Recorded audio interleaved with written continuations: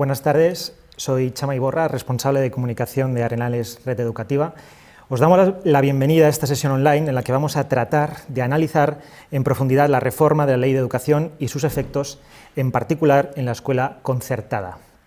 La Red de Colegios Arenales y COFAPA hemos pensado que era conveniente abordar este tema y analizar el futuro que nos plantea la nueva ley educativa LOMLOE, o también conocida como Ley CELA, que en estos momentos está en el Congreso. Para ello, contamos con Alfonso Aguiló, presidente de Arenales Red Educativa y presidente de la CC, y con Begoña Ladrón de Guevara, presidenta nacional de COFAPA, la Confederación de Padres de Alumnos. Alfonso nos dará a conocer el contenido de la ley y los efectos que su aprobación supondrá en diferentes ámbitos educativos. Por su lado, Begoña Ladrón de Guevara nos hablará del plan que ha propuesto la plataforma Más Plurales, que se presentó ayer en rueda de prensa, con el lema Más plurales, más libres, más iguales.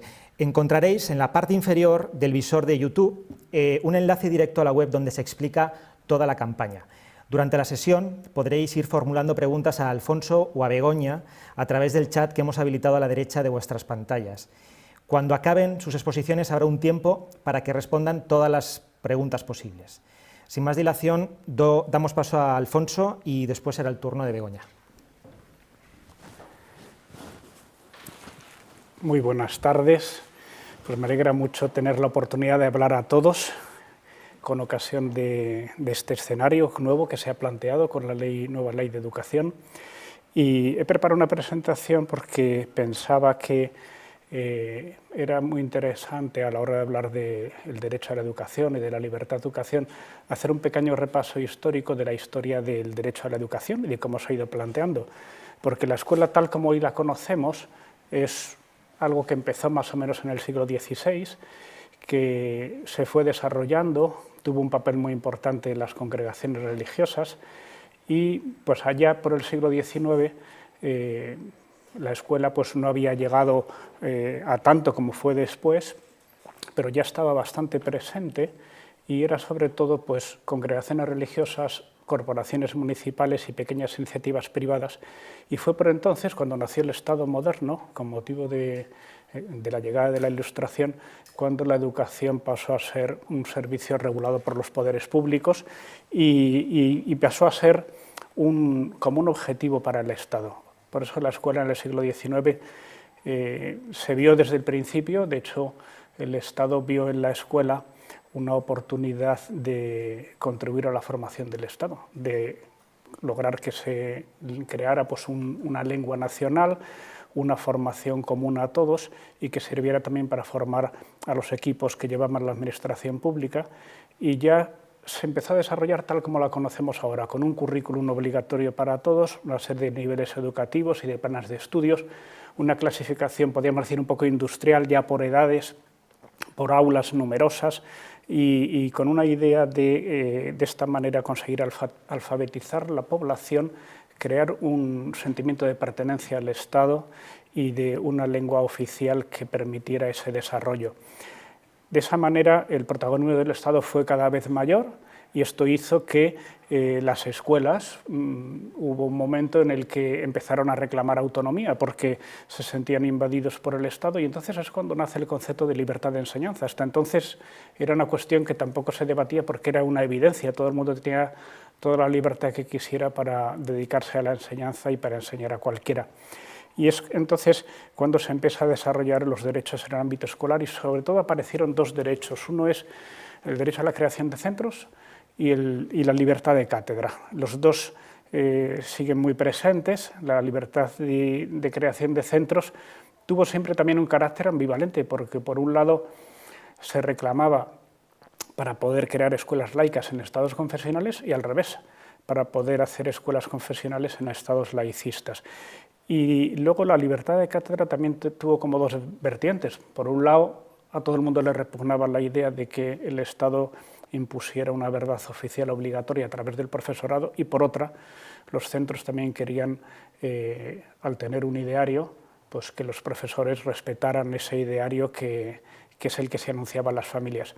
Y aparecieron por entonces los derechos prestacionales. Los derechos del Estado ya no era simplemente la libertad de de crear centros o la libertad de elegirlos, porque he puesto aquí una imagen a la derecha del mapa de analfabetismo en España en el año 1877, donde se ve que había provincias con casi un 90% de analfabetismo, y enseguida se comprobó que simplemente con libertad no se podía alfabetizar la población. Era muy importante que se entendiera que todos los ciudadanos tenían un derecho a ser educados, a ser alfabetizados, y entonces se buscó de esta manera que no simplemente hubiera libertad, sino que hubiera igualdad y que hubiera una igualdad social efectiva en lo que es la alfabetización.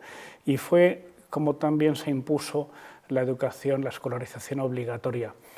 Realmente eso fue durante muchas décadas, la escolarización fue obligatoria, pero el analfabetismo no cedía. Y la razón es muy sencilla.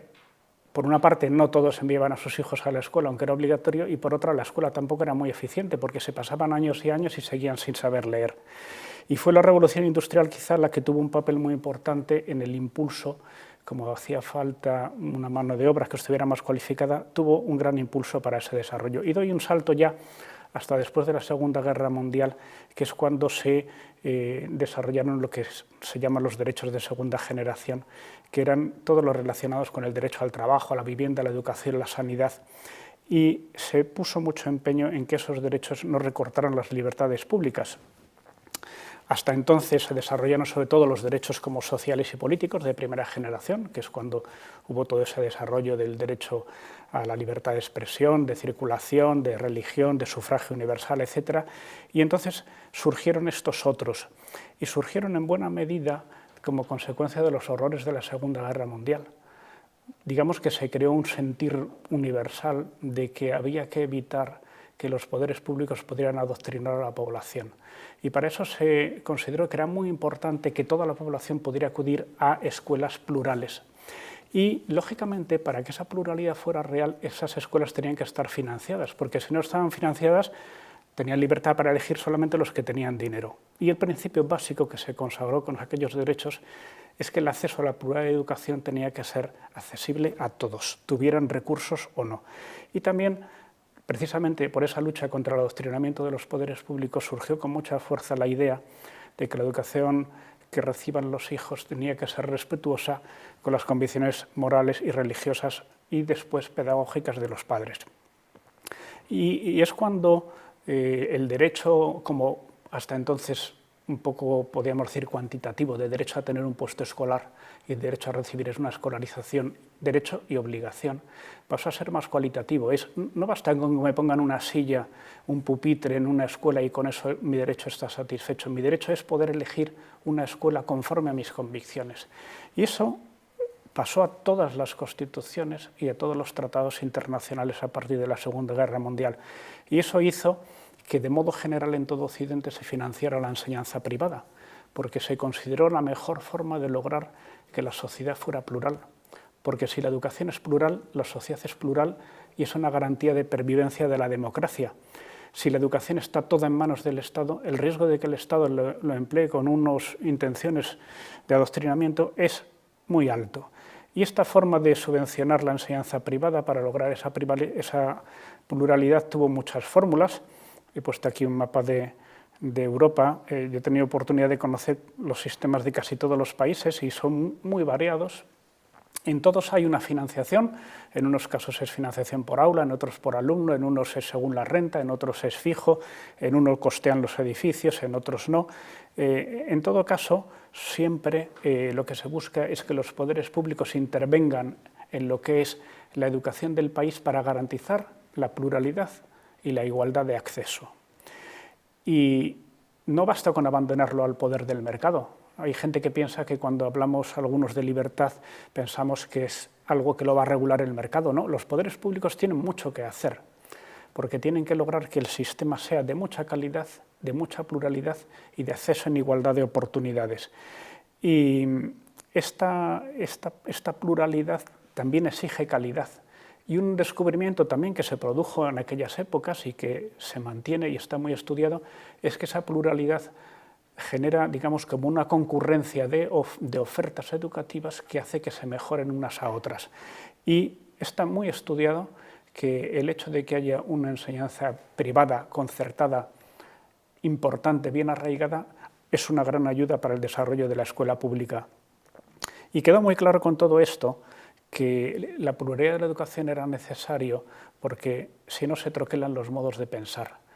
Y si no es un gobierno, lo hará el siguiente, pero que si no hay pluralidad en la educación, enseguida, si no hay pluralidad, la educación se convierte en adoctrinamiento y la información en propaganda.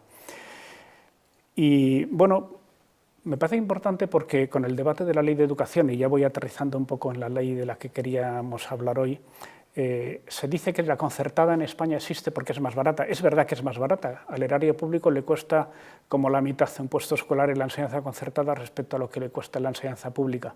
Pero no es esa la razón por la que existe la enseñanza concertada. Tampoco la razón es que hace años hizo falta porque la pública no podía llegar y ahora sí puede. Para la enseñanza pública no es ningún problema cubrir toda la educación, pero es que la enseñanza concertada existe y así está en el artículo 27 de la Constitución española para garantizar la pluralidad en la educación.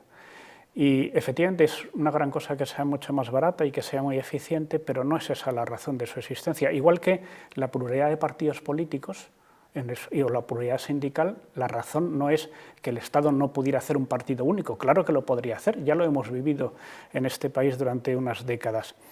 O sea que el asunto claro es que en una sociedad democrática no cabe ni el partido único, ni el sindicato único, ni la prensa única y, por supuesto, tampoco la escuela única.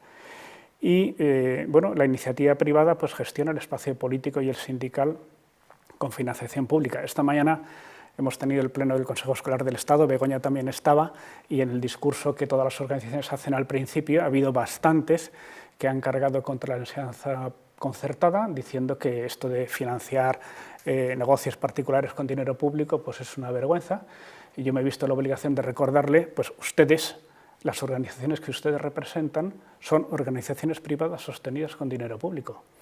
Todos los sindicatos aquí presentes, todas las federaciones de padres, todas las federaciones de alumnos, son organizaciones privadas. Hubo un tiempo en que los sindicatos eran públicos y los partidos eran públicos durante toda la dictadura. Así fue durante 40 años en este país. Espero que ustedes no quieran volver a eso.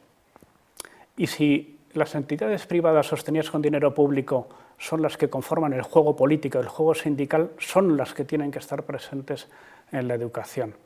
Y si la enseñanza recibe financiación pública, no debe perder autonomía, porque dice, bueno, si recibe dinero público, tiene que tener más control. Dice, bueno, el mismo control que tienen ustedes en los partidos políticos, en los sindicatos. Aparte que el dinero en la escuela concertada es el dinero más controlado que existe, va directo a la cuenta corriente de los profesores, que cuidan muy bien de su dinero. Entonces, ¿cuáles son los grandes temas que ahora se están debatiendo en educación? Pues he puesto aquí una lista de 5, por agruparlos como en 5 grandes cuestiones. Tengo que decir que realmente de estos 5 temas no tienen una gran consecuencia en educación. De hecho, casi todo el debate que hay en torno a la ley de educación son cuestiones que no son educativas, son cuestiones ideológicas que están insertadas en el debate de la educación y que muchas veces se pide a la ley de educación que lo resuelva. Un primer tema es la subsidiariedad, que es el papel que tiene la iniciativa social en el espacio público, que yo creo que es muy importante porque lo que diferencia una dictadura de una democracia, entre otras cosas, es que el espacio público no lo gestiona lo público, sino que lo gestiona la iniciativa personal. Que la sociedad civil gestiona el espacio público, no lo gestiona lo público.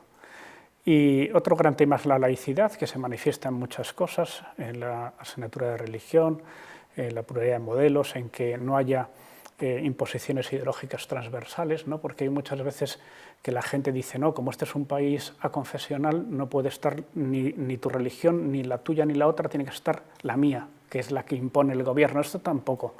O sea, yo creo que la escuela tiene que ser plural y uno tiene que escoger la escuela que le parezca más adecuada a sus convicciones, y en la escuela pública tiene que haber un equilibrio de neutralidad y no puede haber un catecismo de los poderes públicos, sino una pluralidad de los valores que la sociedad, en los que hay un consenso social. Otro capítulo es la igualdad y la equidad, que se podría hablar de muchas cosas, de la financiación que tiene, que es lo que dificulta en España. Los problemas de equidad que tiene la enseñanza concertada casi todos son por la discriminación que sufre en su financiación o en la concesión de becas a las familias que eligen centros concertados, que muchas comunidades autónomas, por ejemplo, no tienen acceso a las becas de comedor o de transporte, y eso hace que no puedan elegir un centro concertado cuando bien que lo quisieran, tanto ellos como el centro. Pero bueno, otro gran capítulo es la lengua. Es una cuestión compleja, resuelta en este país, en cada lugar que hay una lengua, digamos que cooficial, resuelta de modo diferente, o sea, en Galicia, en el País Vasco, en Cataluña, en Baleares, en Valencia, son soluciones muy diferentes y que, bueno, pues yo diría que pedir a la Ley de Educación que resuelva esta cuestión, que no siempre es sencilla de abordar, pero que está bastante bien resuelta en estos lugares, pues yo creo que bastante hace la Ley de Educación por resolver esta cuestión. Y otro quinto capítulo, decía, es el de la autonomía de la descentralización, y que tiene muchos capítulos. ¿Qué atribuciones tiene el Estado? ¿Qué atribuciones las regiones, los municipios? En cada país de Europa se resuelve de una manera. La autonomía que tienen las escuelas, la autonomía de los profesores, la participación de los consejos escolares, etc. Estos son como los grandes capítulos, y de la ley voy a señalar solamente 5 puntos en los que digamos que nos produce una mayor preocupación, y en los que la plataforma Más Plurales, que luego Begoña explicará, en los que también ha puesto su atención y su principal foco. El famoso artículo 109 es un artículo pequeño, pero muy importante, porque es un artículo en el que ha venido diciendo, desde que existe, desde la ley, desde la LODE de 1985, porque es una ley que implantó en España Felipe González, inspirada en la ley francesa de 1959, y que ha sido una ley que ha tenido muy buena implantación y que ha sido, yo creo que un acierto de cuando se puso. Esta ley hasta ahora ha tenido este artículo en el que decía que la programación de las aulas que se conciertan, pues lógicamente tiene que obedecer a la demanda. No tienen que poner aulas donde no hace falta, sino donde hace falta. Es una cosa como bastante evidente, y no puedes quitar aulas que estén llenas, porque si están llenas es porque alguien las ha pedido libremente. Es una cuestión como bastante obvia. Pero bueno, hay un movimiento ideológico que ha llevado a pensar que hay que poner la programación por encima de la demanda para que conducir y digamos que canalizar las demandas de las familias, lo que las familias quieren, cosa que a mi modo de ver es tratarlas como si fueran menores de edad, como si no supieran lo que quieren para sus hijos. Y esto, pues la ministra a veces ha dicho, no, si es que la concertada quiere una concertada a la carta. Yo, que he tenido la oportunidad de explicárselo personalmente varias veces, siempre he dicho que nadie quiere una concertada a la carta. No es que una familia que esté en la cima de un monte quiere que le pongan un centro concertado para ella. Lo que quiere simplemente es que si hay una escuela que tiene un aula llena, no venga alguien y, invocando la programación, la cierre y diga que vayan a llenar un aula en un centro público que está vacío. Dice, si está vacío será por algo. Lo que tienen que hacer es mejorarlo para que la gente quiera ir, no simplemente cerrar el aula y obligarles a ir a otro sitio como si su libertad... Y esto me hace gracia porque me estoy acordando también que en la subcomisión del Pacto de Educación, que fue en 2017, que yo estuve allí, tuve la oportunidad de estar, Begoña también. Me acuerdo que en una de las preguntas que me hicieron después de la exposición, el representante, bueno, en este caso era del Partido Socialista, pero podría haber sido de muchos otros, me dijo que, bueno, que la enseñanza concertada en España tiene un porcentaje de implantación que es superior a la media europea y que esto pues, no debía ser así. Yo le dije, bueno, yo creo que esto es como si yo le digo a usted que el Partido Socialista tiene demasiados escaños en España respecto a la media europea y que debería ceder unos cuantos a otros partidos que seguro que lo agradecen. Y digo, bueno, me parece que el número de escaños que tiene un partido no lo decide ni la media europea, ni el gobierno, ni las leyes, lo deciden los ciudadanos cuando depositan el voto. Y es cuando dicen tantos votos, tantos escaños. Y eso lo marca una ley electoral que, para bien o para mal, pues todos respetamos. Pero el decir, como a mí no me gusta lo que eligen las familias, lo que voy a hacer va a ser decir, no puedes elegir más que estas y ahora eliges lo que yo te diga. Pues bueno, yo creo que en una sociedad moderna, francamente, me parece un espectáculo. Otro gran tema es la adicional cuarta, que dan 10 años de vida a los centros de educación especial. Nosotros en nuestra red tenemos un centro de educación especial, conocemos muy bien esto y sabemos el éxito, la demanda que tenemos una lista de espera enorme, la satisfacción que tienen las familias en esos centros, y que venga alguien ahora a decir que esas familias ahí están discriminadas y segregadas y lo que tienen que hacer es integrarse. O sea, a favor de la integración estamos todos, pero hay que pensar que muchas veces en determinadas situaciones a esas personas allí es como mejor integradas están, y que cuando están en un centro ordinario, en determinadas situaciones, se les perjudica.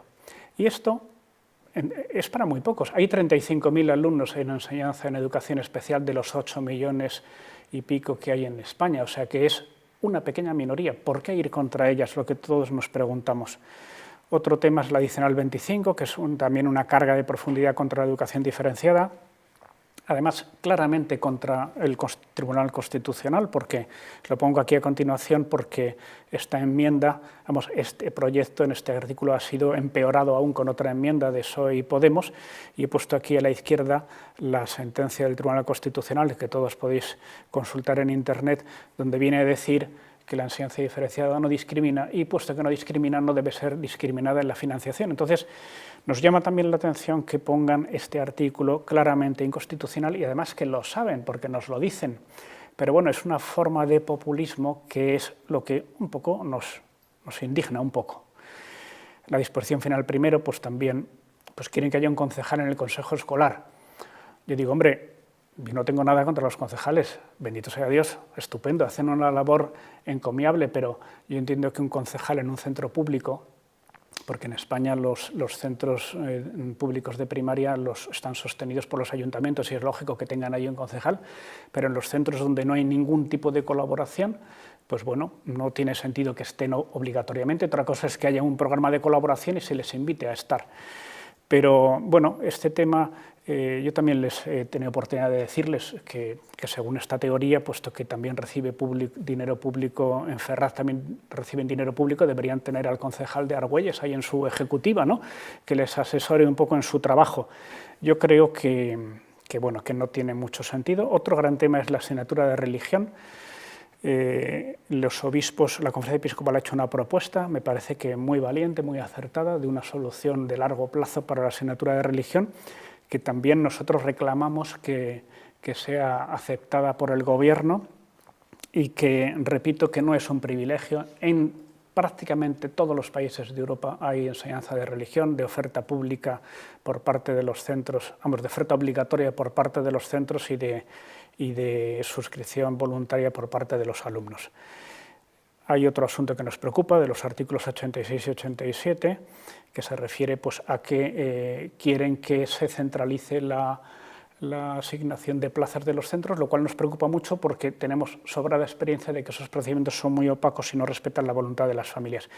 Bueno, y con esto he terminado la presentación. Yo ahora quiero dar paso a Begoña, que nos va a hablar un poco de lo que se está, de lo que la plataforma Más Plurales está haciendo con las movilizaciones que hay previstas para estos días. Te dejo.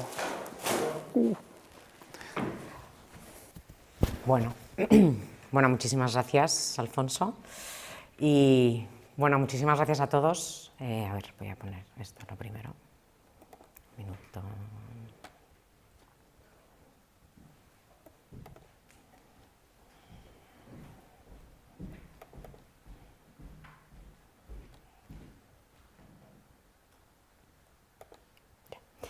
Bueno, y quiero dar las gracias a toda la Fundación Arenales por haberme invitado a estar aquí, y bueno, y a todos los que estáis ahí al otro lado escuchándonos, porque bueno, lo que Alfonso nos ha explicado detalladamente y concienzudamente, y en los que en algún momento ha hecho alguna referencia de que esto nos preocupa un poco, pues yo tengo que decir que a mí me preocupa muchísimo. Y entonces, como nos preocupa muchísimo, y a él también le preocupa muchísimo, aunque es mucho más templado que yo, para los que ya me conocéis, hemos trabajado, llevamos muchos meses, muchos años realmente trabajando por lo que es la defensa de la concertada, lo que es la defensa de la libertad, lo que es la defensa de la pluralidad. Pero es el momento de tomar la iniciativa más allá de todo lo que hemos estado haciendo hasta ahora, de hablar, de comunicar, de hablar con los partidos políticos, de mostrarnos, de abrir nuestros colegios, de abrir nuestras aulas, para demostrar que lo que estamos buscando es la mejor educación para nuestros hijos y que elegimos porque queremos. Entonces, nos unimos ya el sector, como se suele decir, las patronales, los padres, los sindicatos, para defender y para dar esa imagen de unidad, que es la imagen que, entre otras cosas, estamos dando hoy aquí. Estáis al otro lado, estamos aquí, padres, profesores, los directivos, la propiedad, todo el mundo, unidos por una misma causa, que es los colegios de nuestros hijos. Así que yo creo que eso como fondo y como leitmotiv, ¿no?, de lo que nos ocupa, no lo debemos de perder nunca de vista. Viendo la necesidad de que esta ley se iba tramitando a una velocidad demasiado rápida y más en una situación como esta, una situación de pandemia, ya se empezó la tramitación, bueno, pues la verdad es que ya hace muchos meses, pero eso, nos confinaron, pero todo esto ha seguido funcionando al margen totalmente de la comunidad educativa. No hemos tenido opción de poder ir al Congreso a hablar, a poder participar, como hemos hecho en todas las leyes anteriores, y esta vez pues se nos ha vetado. Y no solo se nos ha vetado, sino que además se han presentado las enmiendas a una ley de consenso, según el Gobierno, que solamente tiene 1.165 enmiendas a la propia ley, de las cuales 123 son del propio partido de Gobierno. Entonces, bueno, es simplemente, bueno, por contextualizar un poco por qué estamos aquí. Entonces, bueno, nos hemos unido no solamente a la plataforma Concertados, que somos esas 6 entidades que os decía antes, Escuelas Católicas, CECE, COFAPA y CONCAPA, FESIE y USO, los sindicatos que están también apoyando, sino que hemos creado una plataforma todavía mayor para que todo el mundo quepa, porque lo que estamos defendiendo en este momento no solamente es la escuela concertada, estamos defendiendo la libertad de todos los padres a elegir el colegio que quieren para sus hijos. Pero de todos es de todos, también los padres que eligen la pública, porque en ese famoso artículo 109 del que Alfonso habla y en esa enmienda que se presenta a la nueva ley, en la que a los padres se les va a asignar una plaza educativa para sus hijos, también se les va a asignar a los padres de la pública que por un casual quieran elegir un colegio distinto al que la administración considere en ese momento. Por lo tanto, al final la falta de libertad de elección la tenemos todos, no solamente nosotros. En ese sentido, la campaña que hemos lanzado, que es Más plurales, más libres, más iguales, aquí tenéis el logo, con el hashtag fundamental de Stop Ley CELA, que es el mismo que utilizamos en las 2 quedadas digitales durante el confinamiento. Lo que buscamos es eso, incluir a todo el mundo y trabajar y que se nos oiga la voz. No hemos tenido la oportunidad de que se nos oiga dentro del Congreso, que es lo que siempre hemos pretendido, lo que siempre queremos, buscamos el diálogo, buscamos siempre dialogar con quien nos quiere escuchar. Bueno, pues como ahora no hay ocasión, lo que hacemos es hablar, perdón, que esto no se me pasa. Aquí. Vale, entonces, bueno, simplemente eso, que sepamos, ¿no?, que vienen tiempos difíciles, que no es fácil, pero que esto está en nuestras manos, ¿vale? Entonces lo que tenemos que hacer es abrir nuestros colegios, que como decíamos antes ya lo estamos haciendo y hay que seguir. Tenemos que estar muy orgullosos las familias de por qué elegimos el colegio que elegimos, que por qué elegimos el colegio María Teresa, por qué elegimos el colegio de Parets, por qué elegimos cada uno de los colegios que hemos elegido libremente, nadie nos ha obligado. Sabemos dónde vamos, sabemos cuáles son las instalaciones, sabemos porque los conocemos y esa es nuestra gran ventaja a la hora de la elección. Y por lo tanto tenemos que estar pues muy concienciados, ¿no?, de lo que queremos y de lo que tenemos que hacer y defender nuestros derechos y defender y liderarlo. De esta manera los padres creo que tenemos que liderarlo siempre junto con los colegios. Ya sabéis que siempre es una cosa que yo tengo muy en la cabeza y que la hemos tenido siempre, que familia y escuela vamos de la mano. De ahí que estemos aquí, ¿no?, Alfonso y yo, y vosotros estáis ahí con los directores, con vuestros profesores, con vuestros padres, con toda la comunidad educativa, porque juntos es como de verdad es el sistema educativo que queremos. ¿Qué es lo que podemos hacer? Bueno, pues ahora es verdad que las redes sociales al final es nuestro principal foco de difusión, ¿no?, la manera más fácil, rápida de llegar. Y además es el lugar donde nos miran, o sea, los políticos miran, los gabinetes de comunicación miran las redes sociales y miran cuál es el movimiento. Bueno, pues yo os animo muchísimo a que de verdad seáis muy activos en las redes, que demos razones, que mostremos nuestros colegios a través de fotos o como queramos y a través de frases o de ideas, ¿no? Pero de ideas también os diría en positivo.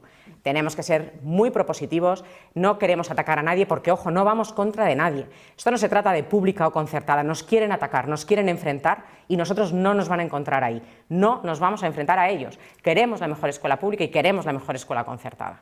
Por lo tanto, siempre, pues eso, con un tono positivo, con un tono de firmeza y de buen humor. Abriros redes sociales, abriros Twitter, porque además no solo eso, sino que es que también es la manera de estar informados nosotros, que somos los primeros que tenemos que saber qué es lo que está pasando. Porque si leemos las noticias hoy o ponemos el telediario, es escaso, porque nos van a contar muchísimo sobre el COVID, pero probablemente de todo esto que está pasando en la educación no nos van a contar nada. No nos van a contar que la ley se está tramitando en 3 semanas, que se están presentando las enmiendas de 200 en 200, que a los congresistas se les están entregando a la víspera, por la tarde, para que se lean las enmiendas, y no les da tiempo, o sea, es imposible. Entonces eso nos tenemos que enterar a través de las redes sociales, a través de las noticias y sobre todo de fuentes fiables, ¿vale? Tampoco nos creamos todas las fake news que nos invaden, ¿no? Pero bueno, buscar esas fuentes, seguir a gente que, bueno, pues que está en el día a día de la educación, que sabe de lo que está hablando, seguir a Alfonso Aguiló. Creo que de verdad que tenemos eso, que compartir muy en positivo y no entrar en provocaciones. Nos van a buscar las cosquillas, no entréis, no hace falta, no es debate. Lo que buscamos es mostrarnos, simplemente, sin querer atacar. Luego, movilicemos a las familias también a través de nuestros grupos de WhatsApp. Me parece que es una gran oportunidad de dar una gran utilidad a los famosos grupos de WhatsApp de los colegios, porque realmente nuestras familias también tienen que estar informadas. Yo no sé cuántos estamos conectados ahora, lo podrán ver, pero es el día a día, no solamente es hoy, esto es el pistoletazo de salida. Así que creo que tenemos que ser protagonistas, tampoco hay que alarmar, no hay que pensar, me van a cerrar mañana el colegio, no, pero lo que tenemos que hacer es defenderlo.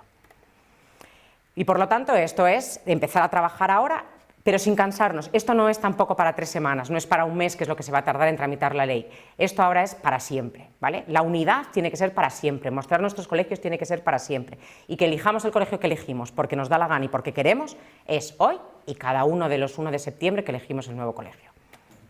Vamos, el mismo. ¿Cuál es el lema de la campaña? Como os hemos dicho, ¿no? Más plurales, más libres, más iguales, con esa idea de pluralidad y de que aquí cabemos todos. Los 2 hashtags fundamentales, Stop Ley Celaá y Más Plurales, y el color es el color naranja calabaza. Bueno, la campaña online, ¿no? Se lanzó esta semana. Y la idea es que os podáis descargar a través de unos kits de campaña que se pondrán a disposición de las distintas, pues a través de las AMPAs, a través de los, que eso bueno, ya se ha ido enviando, pero bueno, hay un kit de campaña con todo tipo de eslóganes, con frases, con fotos, con imágenes, que podáis ir difundiendo y que además son frases que son verdad, que no son cantos al sol, que es que vamos a ir contando qué es lo que hacemos en los colegios y por qué queremos elegir, y que sobre todo que no queremos que el Estado elija por nosotros, que ya nosotros somos perfectamente ya mayores, las familias, no somos menores de edad, como decía antes Alfonso, y por lo tanto somos libres para educar y así tenemos que hacerlo.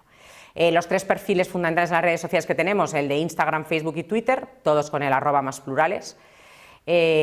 Bueno, yo aquí tenía una serie de frases, pero como lo vais a encontrar en el argumentario, ¿vale? En el kit de campaña, pero copiar, bueno, si retuiteamos siempre citando, eso es importante también para que cuando lo veamos se sepa que estamos retuiteando, y a veces el retweet es poner simplemente el hashtag. Entonces, el tweet que ponga Alfonso, lo retuiteamos, le damos y ya está, suficiente. Más lo que nosotros podamos hacer, lo que podamos hacer nuestras clases. Me parece que eso también es un momento del ingenio, de la imaginación, de hacer nuestro la defensa de nuestros colegios, de hacer nuestra la defensa de la educación de nuestros hijos. Entonces, que cada uno busque dentro de su corazón cuál es el por qué yo quiero elegir este colegio, ¿no? Por cierto, el corazón naranja, que está además en los emoticonos, también os invito a que os lo pongáis en vuestro perfil para poder dar a conocer, ¿no? el color. Bueno, aquí os presentaba, ¿no? Más en contra, bueno, pues del alumno. Yo creo que también con todo el argumentario que nos ha dado Alfonso tenemos muchísimas frases, pero que es verdad, o sea, y aquí estas son un poco más catástrofe, no, pero más son reales. Adiós a nuestro colegio, y dejan fuera a 2 millones de alumnos. Es que no somos cualquiera, o sea, es que somos 8.000 padres, o sea, somos los padres de 8.217.622 alumnos, es que son muchos. O sea, que no están jugando con 2 o 3, entonces se nos tiene que oír, con más motivo. Bueno, ayer se lanzó la rueda de prensa, la tuvimos por la mañana, la verdad es que salió muy bien, fue online, como todo. Todas las medidas que estamos tomando, que vamos a tomar en las iniciativas que tengáis, por favor, siempre, lógicamente, sabiendo que estamos en momento COVID, sabiendo que estamos en momento de máximo, bueno, de alerta y de máximo cuidado. También lo sabemos hacer, no somos tontos. Entonces, bueno, la rueda de prensa fue online. Y aquí es donde sepan qué es lo que está pasando con las escuelas de sus nietos, a nuestros tíos, o sea, a nuestros hermanos que no tienen hijos, para que sepan lo que va a pasar con las escuelas de sus futuros hijos y de los sobrinos actuales, etc.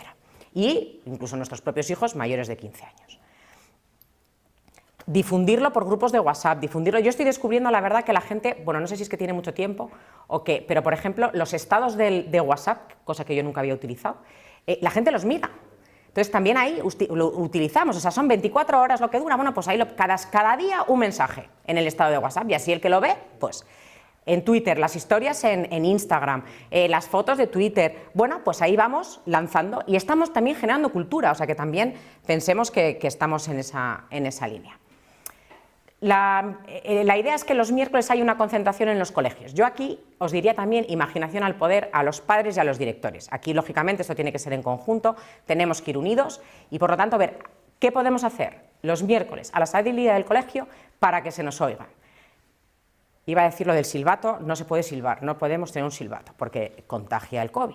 Pero no importa, hay unas aplicaciones en las que es una cacerolada simplemente con un sonido, hacer ruido. Se trata, insisto, que nos oigan, nos tienen que oír en la puerta. Pues el lazo, que aquí lo tengo, un lazo naranja, ese es el color de campaña, que había que tener un color, están todos cogidos, o sea que os podéis imaginar que hay que empezar a repetir, o sea que no pasa nada. Pero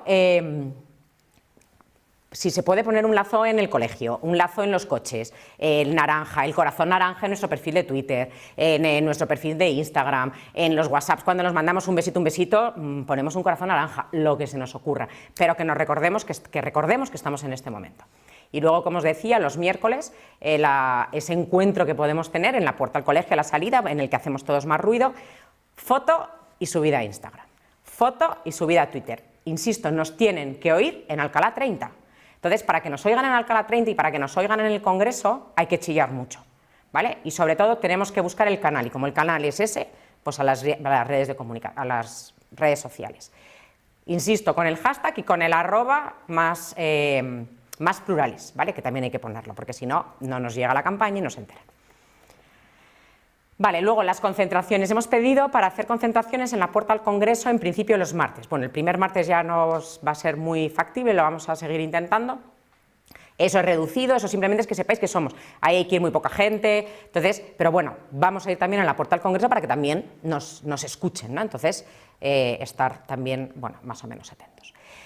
Esto de las aulas en la calle, realmente es que literalmente nos quieren poner en la calle, a los padres, a los alumnos, a los profesores, entonces, bueno, quizá esos pupitres viejos que están en la esquina del colegio los podemos sacar a una esquina del patio para visibilizar, sobre todo lo que, si lo veis un poco, si os dais cuenta, todo es para visibilizar lo que está pasando, para visibilizar una performance, ¿no? Que es lo que se lleva, para enseñarlo. Y entonces intentaremos también incluso sacarlo, si es posible, a la puerta de Alcalá 30 o a la puerta de los Leones, a que se vea, ¿no?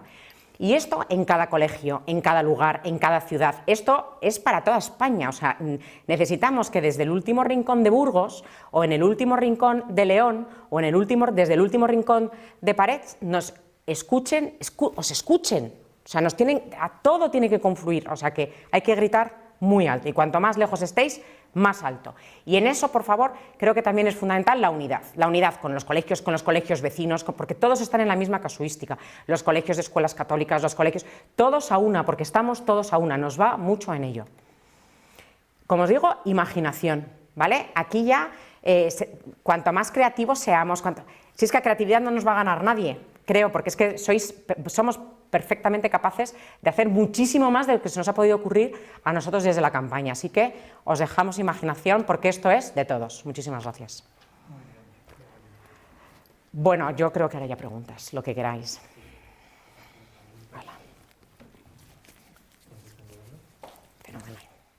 Uy, aquí. Vale, fenomenal. Bueno, pues hay una persona que me pregunta en concreto a mí que cuántas firmas se requieren para el manifiesto Más Plurales llega al Congreso. ¿Cuántas habéis recibido hasta la fecha? Pues mirad, desde que se lanzó la campaña ayer a las 12, que realmente fueron las 2, acabo de mirar y ya llevamos 50.000, sabiendo que por la noche ha tenido que pararse, o sea que bueno. ¿A cuántas queremos llegar? Pues a mí me encantaría que llegáramos a 3 millones de firmas, porque es que somos los que somos, pero bueno, cuantas más mejor, vamos marcándonos metas poco a poco, estamos en 500.000, pero a mí 500.000 me parece que es que entre los que estamos aquí ya las hemos conseguido, así que yo creo que hay que ir a mínimo a por los 3 millones de firmas. Alfonso, yo no veo acertado incorporar la asignatura de religión en educación de valores, la asignatura de religión tiene sentido por sí misma, ¿qué piensas? No, efectivamente, la asignatura de religión está implantada en toda Europa y en la mayoría de los países está implantada con independencia de la enseñanza en valores.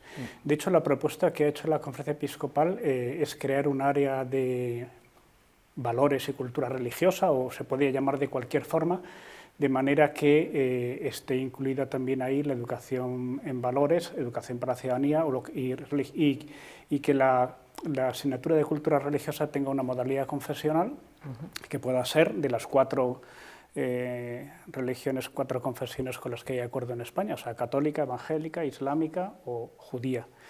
Y efectivamente yo creo que esta solución lo que busca es que haya valores para todos, para el que no elige religión, que tenga también cultura religiosa, porque los que no eligen una religión confesional también tienen que saber que existe religiones, igual que a uno aunque no le guste la música, pues tiene una asignatura de música, y aunque no le guste el deporte, pues hay una asignatura de educación física, o aunque no le guste la literatura, pues hay, o sea, que saber que existen las religiones y que es parte importante de nuestra cultura y nuestra historia es parte de la formación que todos tienen que tener.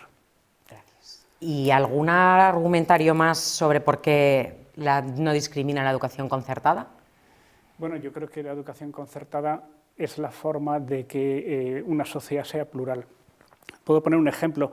Los países del este, cuando cayó el muro de Berlín y recuperaron su independencia o su autonomía del yugo soviético, lo primero que hicieron fue hacer una gran apertura a la subvención de la educación privada para que hubieran nuevos operadores y para lograr que hubiera una mayor pluralidad en la educación como un elemento decisivo a la hora de construir unas democracias jóvenes.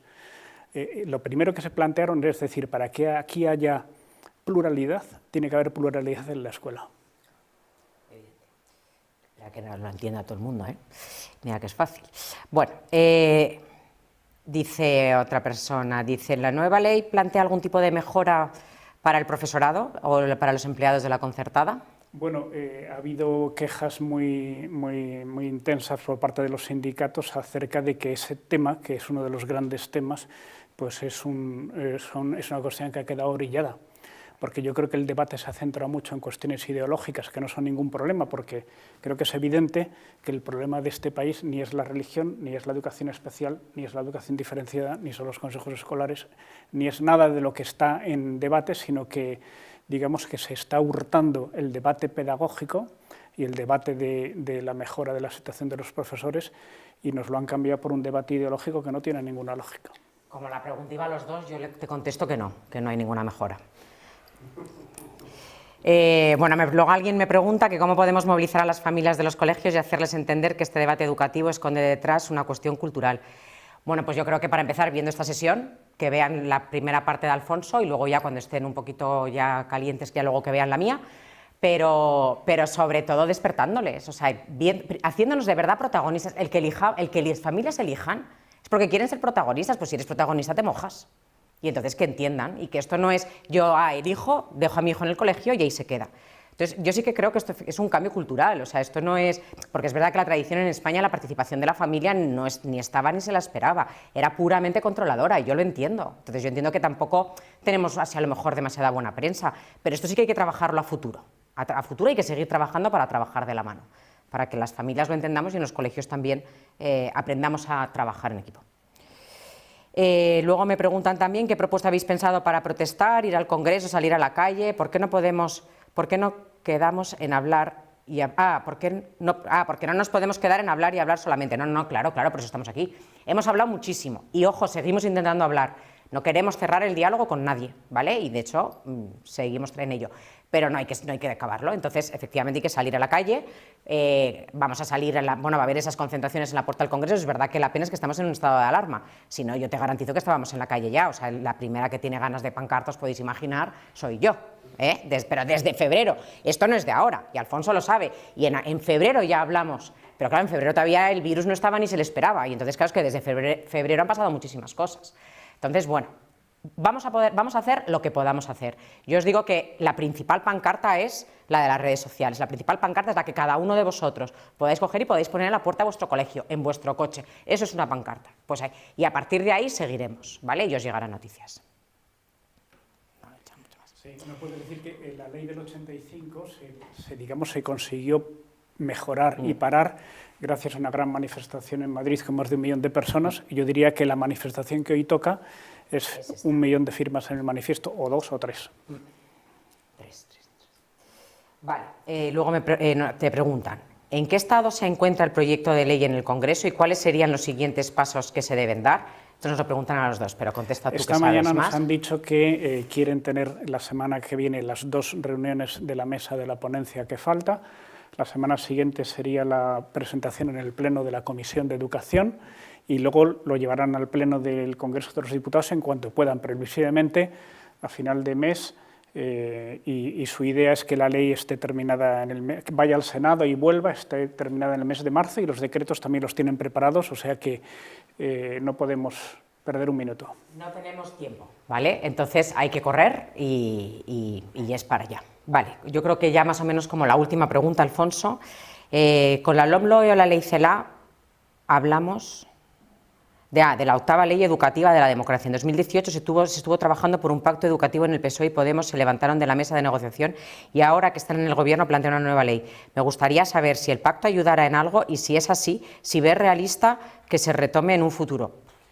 Bueno, nosotros siempre hablamos de pacto, el Papa ha hablado de pacto, todos los partidos han hablado de pacto, creo que es evidente que sería bueno un pacto. Veo que no está fácil en este país ahora mismo los pactos, pero para este tema o para cualquier otra cosa, y yo diría que hay que trabajar para que se produzca, pero que si no se produce hay que seguir trabajando porque no podemos estar a la espera de que llegue. A nosotros nos duele que el Pacto para la Educación de 2017 se canceló porque no había un presupuesto y ahora pues digamos que no lo ponen tampoco, que se criticó la LOMCE en 2013 porque no era una ley de consenso y esto tampoco lo es, o sea que los errores vemos que se repiten. Sí, la verdad es que es una situación complicada. Pero bueno, yo creo que ante esto, como ya se trata de terminar, de verdad animaros muchísimo a que seáis los protagonistas. O sea, es verdad que la situación es difícil, la situación es negra, o sea, yo no me ando así con muchos temples porque no nos da tiempo, porque no hay tiempo, y entonces, de verdad, voces altas y claras, en positivo y plurales. Pues muchísimas gracias.